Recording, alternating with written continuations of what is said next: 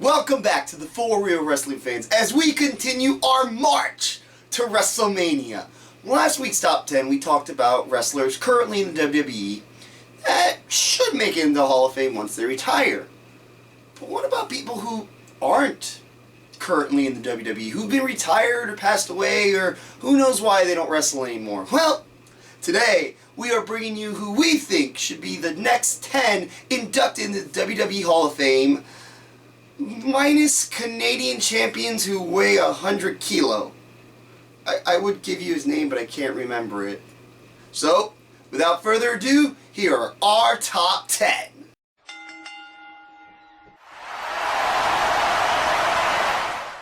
Number 10, El Santo.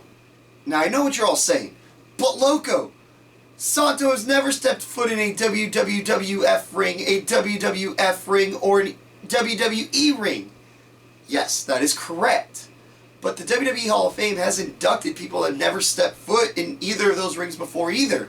And you gotta give credit where credit is due with El Santo. He is possibly the greatest masked wrestler in all of Mexico, possibly the greatest wrestler in all of Mexico. He is one of Mexico's greatest icons in film and the ring, and he has been dubbed one of the greatest athletes in Mexican history. His feuds with Blue Demon and Mil Mascara are legendary. His TV movies and movies in general have become sort of cult classics here in the United States. El Santo paved the way for many great masked wrestlers that have currently in the WWE or have wrestled in the WWE, like Sin Cara or Rey Mysterio Jr. I mean, without El Santo, there's possibly no masked wrestling here in the United States. So, without further ado, number 10 on our list, El Santo. Number 9, Miss Elizabeth. Now this one was kind of hard to come up with because it was really between Miss Elizabeth and Sable, where Sable pseudo-revolutionized what a diva is supposed to be in the WWE. Miss Elizabeth is possibly one of the greatest managers of all time. There's not a moment where you don't sit there and you could think of something positive and great about a Miss Elizabeth, whether it was a wedding at SummerSlam, whether it was the introduction of her to Randy Savage, whether it was her time in the NWO. Miss Elizabeth is held at very high grounds within the wrestling world. Yes, Sable is good and all and has a couple of championships, but you cannot find someone to say one bad thing, fan or talent, about Miss Elizabeth. And it's well past time that she be inducted into the WWE Hall of Fame. And that's why number 9 should be the glamorous Miss Elizabeth. Number 8, the Great Muta. Yes, Great Muta has never stepped foot in a WWE or WWF ring, but that shouldn't stop him from being in the Hall of Fame either. I mean, his work with WCW was amazing. His work with TNA has been entertaining, and everything he's accomplished over in Japan as being one of the greatest Japanese wrestlers of all time is a great accomplishment. Being the founder and owner of All New Japan Pro Wrestling puts him up there with some great promoters as well. I mean, the accomplishments that this man has gotten over the years, between multi-time champion, being called Wrestler of the Year in Japan, and probably Wrestler of the Year in the world. I mean, his accomplishments alone should put him in the WWE Hall of Fame, when there's people that are currently there that haven't gone to his magnitude yet, and also have never stepped foot in the WWE ring. So the Great Muta, he has my vote for the WWE Hall of Fame. Number 7, the New Age Outlaws. I know, I said only non-current WWE people. And yes, Road Dogg still works in the WWE, but if Billy Gunn didn't get fired, this team would have been on last week's list, but Billy Gunn got fired and I can't put Billy Gunn in the Hall of Fame without putting Road Dogg on the Hall of Fame, so technically the New Age Outlaws aren't in the WWE anymore. There we go, that's it. Technically the New Age Outlaws aren't in the WWE anymore. Now these two on their own have an argument of making it to the Hall of Fame. But during the Attitude Era, this was the team to beat. Being a multi-time tag champion, Billy Gunn winning King of the Ring and singles titles as long as Road Dogg winning singles titles. I mean, these two together make it a force to be reckoned with more than them separate. So these two being the epitome of Attitude Era tag teams. I mean, you have the New Age Outlaws with their DX run up there, close enough to the Outsiders and the NWO run, going head to head. These guys made the Attitude Era very interesting to watch. And you can't have one without the other if you're going to put them in the Hall of Fame. So, New Age Outlaws, good on you guys, because you guys are going into the WWE Hall of Fame if the 4RWF had their way. Number 6, Sam Muchnick. Alright guys, this one was another tough one, because it was either Sam or Eric Bischoff. Whereas Eric Bischoff revolutionized wrestling in the 90s and caused the Attitude Era and great competition for the WWE, none of that would have happened if it wasn't for Sam, one of the co-founders of the NWA, one of the presidents of the NWA during its infancy. If it wasn't for Sam and his buddies creating the NWA, there is no WWF, there is no WWE, there is no ECW, there is no WCW as we know it. This promoter taking territories and having them join forces to make a better product. People trusted him. I mean, he was elected 9 times to be the NWA president. He had a vision, just like Vincent Kennedy McMahon had a vision. So I gotta give it to Sam over Eric Bischoff because he was a pioneer of his time. Number 5, Owen Hart. This is long overdue. As a young child, I wasn't a big fan of Owen Hart, but now going back to the WWE Network and watching his promos and his wrestling skill, he was very entertaining. And I think the ice is kind of melted between his widow and the WWE. I mean, they're coming out with a new DVD soon. So, does he deserve to be in the Hall of Fame? Abso-freaking-lutely. He was a great worker, a great champion, and a great performer. This is one of the long overdue, like Miss Elizabeth, that need to be in the Hall of Fame. Owen Hart would be a great choice when the WWE goes back to Canada. I mean, that might be a few years away because next year they've already announced where they're going. But it needs to be one of those really feel-good moments, and he needs to be the top headliner to that WrestleMania. So it might be a little bit while before we see him in the Hall of Fame again. But trust me, it'll be well worth it if they plan it perfectly and induct him into a Canada WrestleMania Hall of Fame. Because he has my vote, and I know he has all the fans' votes, to put Owen Hart in the WWE Hall of Fame. Number 4, Andy Kaufman. Now, we had foreigners, we had tag teams, we had WWE, and we've had non-WWE. Well, how about a celebrity wing member? I mean, Andy Kaufman in the 80s was crazy. Let's be honest. You see Man on the Moon, he was batshit psycho, but he had a point behind his psychoticness.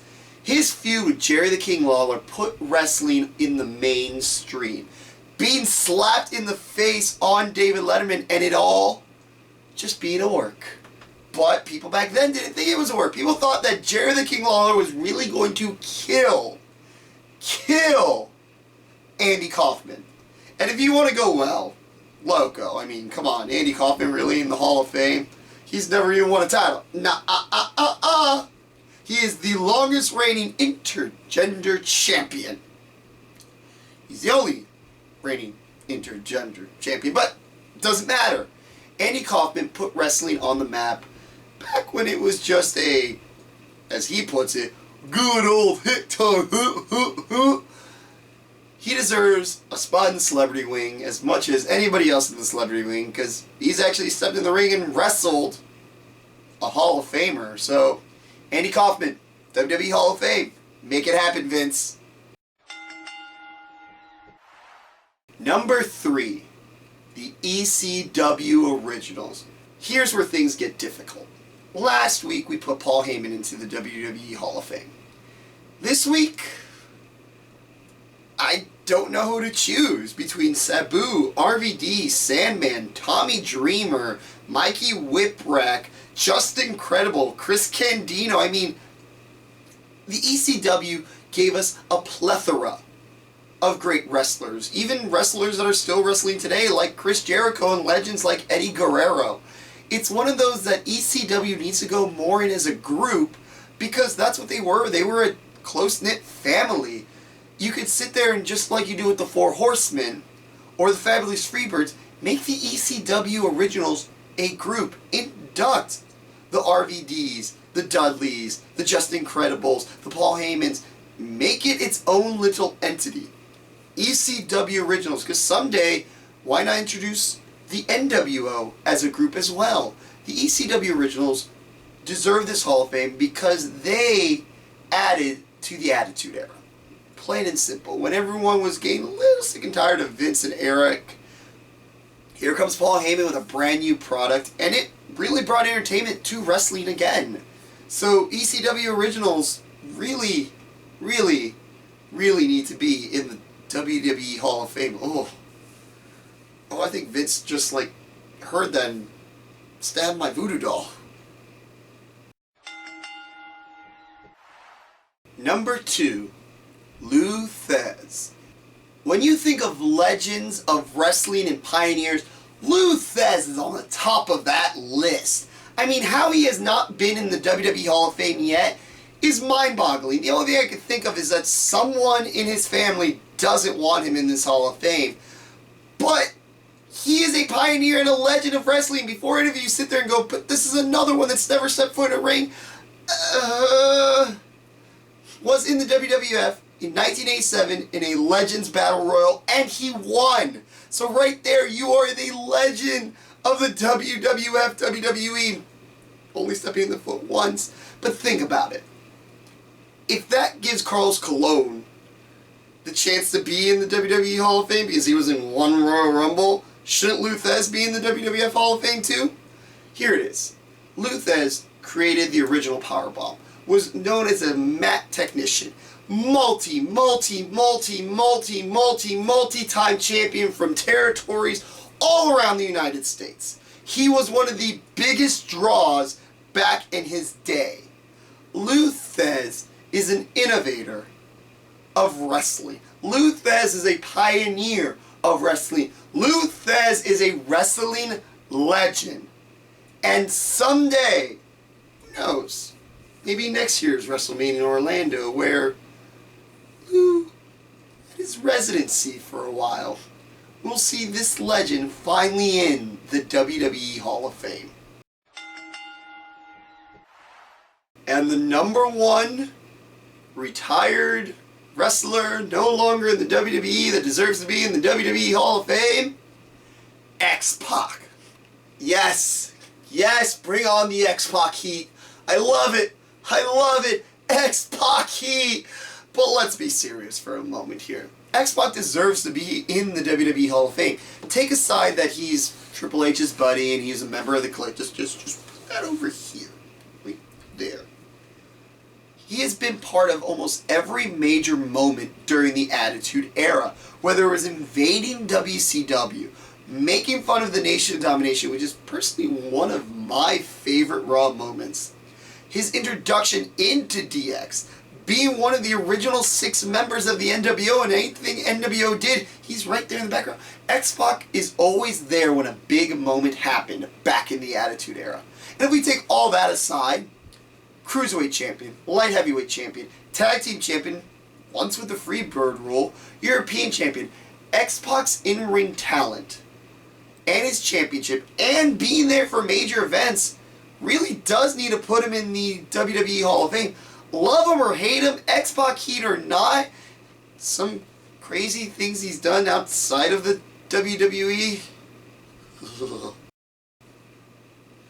X-PAC as an in-ring performer was very talented, and the titles backed it up.